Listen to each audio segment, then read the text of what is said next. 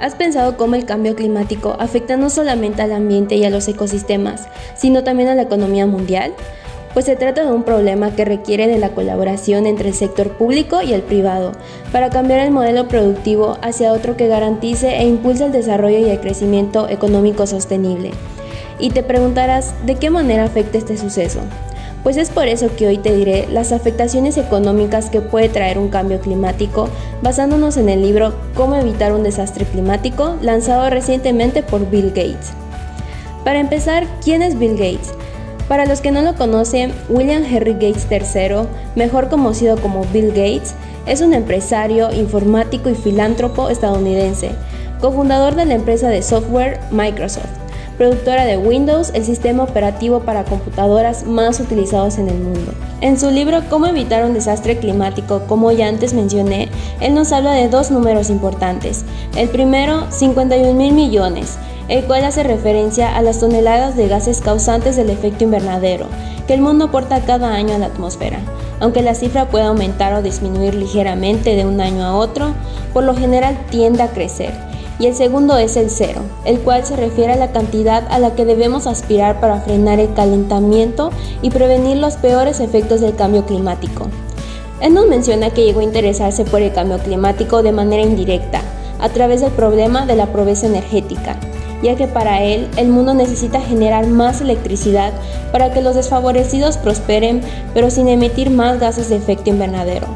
Pero la cuestión está en que la producción de electricidad solo representa el 27% de todas las emisiones de gases de efecto invernadero. Aunque lográramos grandes avances en materia de baterías, tendríamos que liderar con el 73% restante. Y es así como llega a tres conclusiones. La primera, evitar un desastre climático. Tenemos que alcanzar las cero emisiones. La segunda, debemos aplicar las herramientas de las que ya disponemos para las energías solar y eólica de manera más rápida e inteligente. Y la tercera, debemos crear y comercializar tecnologías de vanguardia que nos ayuden a lograr nuestros objetivos. Si no dejamos de aportar gases de efecto invernadero a la atmósfera, la temperatura continuará subiendo. Hay una analogía muy interesante en el libro, el cual nos enseña lo siguiente. El clima es como una bañera, que se llena poco a poco de agua. Incluso si reducimos el chorro a un hilillo, el agua acabará por rebosar el borde y derramarse. Ese es el desastre que tenemos que evitar. Imponernos el objetivo de reducir nuestras emisiones, pero no eliminarlas no bastará. El único objetivo sensato es alcanzar el cero. ¿Y por qué es necesario llegar a las cero emisiones? Pues la respuesta es sencilla. Los gases de efecto invernadero atrapan el calor, lo que ocasiona que la temperatura media de la superficie terrestre aumente. Cuanto mayor es la cantidad de estos gases, más sube la temperatura. Y una vez que se liberan en la atmósfera, permanecen allí mucho tiempo. Es más, cerca de la quinta parte del dióxido de carbono emitido hoy persistirá dentro de los 10.000 años. Y algo que quiero dejar en claro es que llegar a las cero emisiones en realidad no quiere decir eliminarlas por completo, sino aproximarnos a las emisiones nulas netas. Sin embargo, cuanto mayor sea la reducción, mayores serán las ventajas, ya que lo más probable es que en un futuro de carbono cero continuemos produciendo emisiones, pero dispongamos de sistemas para retirar el carbono adicional en el aire. De hecho, para evitar los peores escenarios climáticos en algún momento, no solo debemos dejar de añadir gases a la atmósfera, sino también empezar a eliminar parte de lo que ya hemos emitido. A veces esta medida se define como emisiones negativas netas. Esto significa simplemente que a la larga tendremos que absorber el aire más gases de efecto invernadero de los que ya liberamos, para limitar el incremento de la temperatura. Por retomar la analogía anterior, se trata no solo de parar el flujo del agua al interior de la bañera, sino también retirar el tapón y dejar que el agua se vaya por el drenaje. Ahora bien, ¿cómo la economía se ve involucrada en esto? Además de su grave impacto sobre el medio ambiente y las personas, el cambio climático también es una de las mayores amenazas para la estabilidad económica. Las olas de calor disminuyen la capacidad de trabajo y la productividad en las personas. Los huracanes, los ciclones y los tifones dejan a millones de personas en la más absoluta pobreza tras arrasar las poblaciones con total indiferencia. Y las sequías reducen las cosechas, dificultando cada vez más la ardua tarea de alimentar a una población mundial, que promete alcanzar los 100 millones de personas en el 2050, y el Banco Mundial advierte que si no adoptamos medidas de carácter urgente, los impactos del cambio climático podrían empujar a la pobreza a 100 millones de personas más en 2030. Y debido al surgimiento del lo que estamos pasando en la actualidad, la actividad económica se ha frenado tanto que el mundo emitirá menos gases de efecto invernadero este año que el anterior. Como ya he mencionado, la reducción será del orden de alrededor del 5%. En la práctica, eso significa que liberamos a la atmósfera entre 48 millones y 49 millones de toneladas de carbono, en lugar de 51 millones. Se trata de una disminución considerable y sería estupendo que pudiéramos mantener ese ritmo de crecimiento todos los años. Por desgracia, sabemos que no puede ser así, porque queda en nosotros hacer ese cambio. La clave para atajar el cambio climático estriba en producir una energía verde tan barata y fiable como la que procede de los combustibles fósiles. Otro punto que cabe destacar es que en el 2006 el gobierno británico se convirtió en el primero en encargar a un economista la realización de un informe sobre el clima. El elegido fue Nicholas Stern, ex-economista y jefe del Banco Mundial.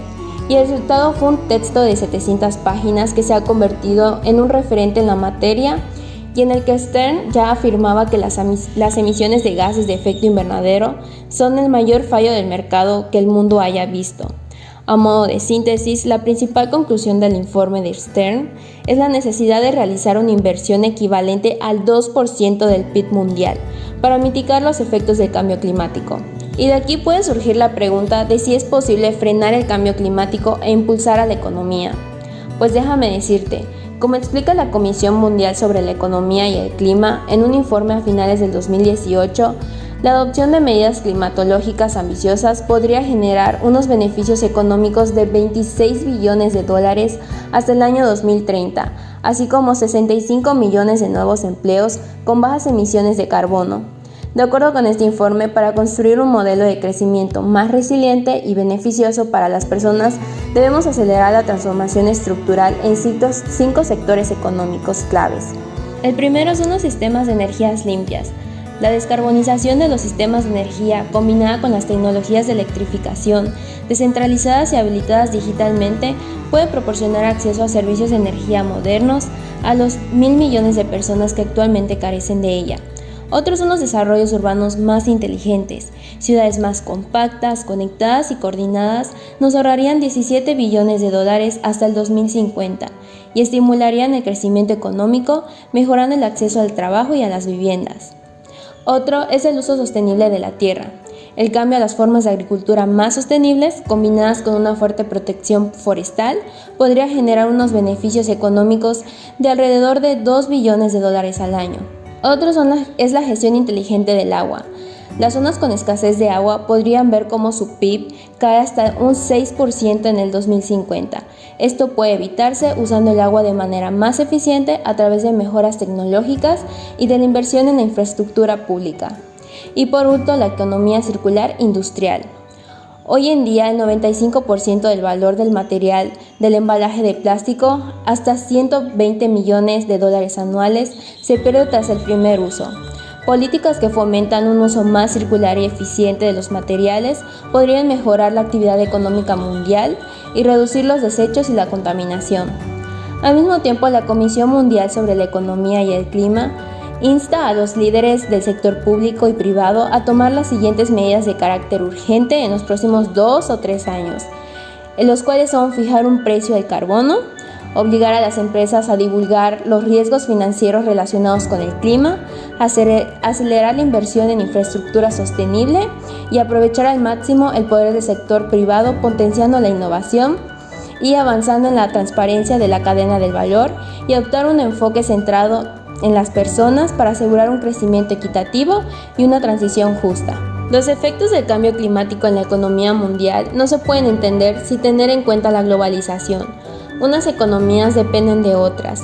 El esfuerzo de algunos países por reducir sus emisiones queda en saco roto, si los que más contaminan se niegan a limitar las suyas. El compromiso alcanzado en el Acuerdo de París se está quedando obsoleto por la laxitud de unos países y el abandono de otros.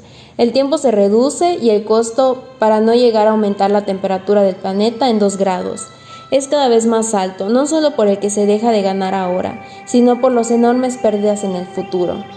Frenar los efectos del cambio climático en la economía mundial es uno de los grandes desafíos de la actualidad, debido a sus múltiples efectos.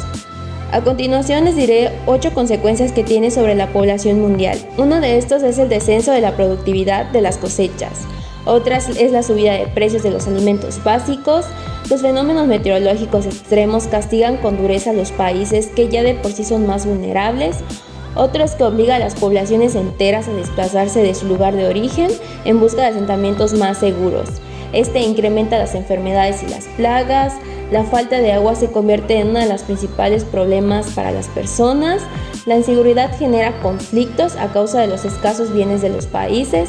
Y hay un incremento en las subidas de niveles de los mares y de los océanos. Como conclusión, quiero decirles que, aunque todavía algunos países lo nieguen, los efectos del cambio climático están afectando a la economía mundial.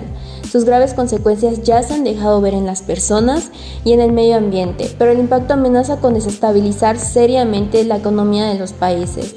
Si no lo frenamos ahora, más tarde podría ya ser irreversible.